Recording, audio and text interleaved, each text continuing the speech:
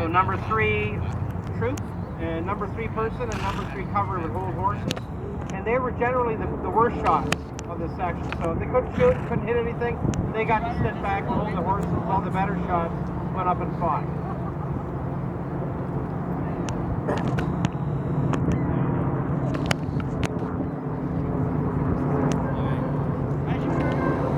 Now, depending on the terrain that the cavalry found themselves in, they would change their frontage, meaning how many horses across. So you see them in single file. That's what they would do if they were in a closed country, they're in forest, or they're in a defile. So if it was open country, they would spread out, and they could see more and deal with something that's in front of them. So single file, and they would practice going back into sections and half sections. So what you see now is called half section. Typically a section, like I said before, would be 8 riders.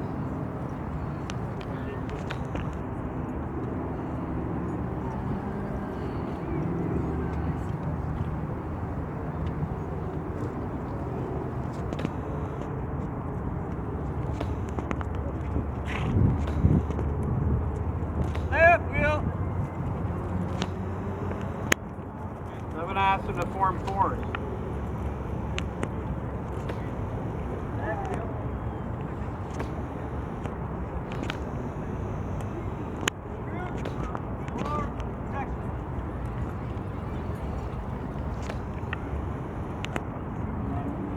So you have to imagine that this is the frontage of a cavalry section, and there would be 4 more horses directly behind them, a horse length apart.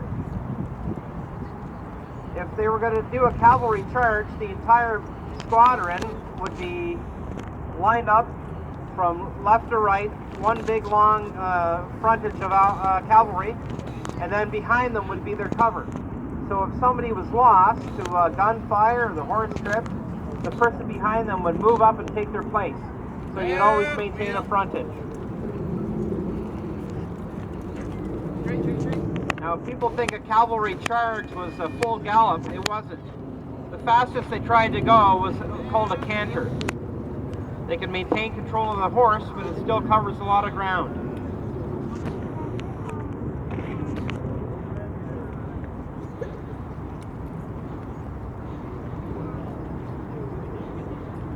Cavalry back then, they used them for messenger service, they used them for reconnaissance, and they would also use them in shock actions to attack. The best use of cavalry was to do mopping up. If the enemy had been attacked and were fleeing, you sent in the cavalry to clean up because they could overtake them quickly and either inflict damage or take prisoners.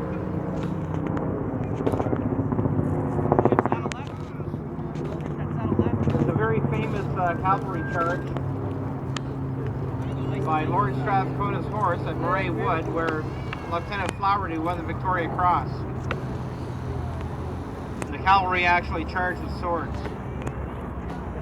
In World War I, apart from some British cavalry units operating in the Middle East in the 1940s, was really the last time the Canadian Army used cavalry as a mounted arm with swords.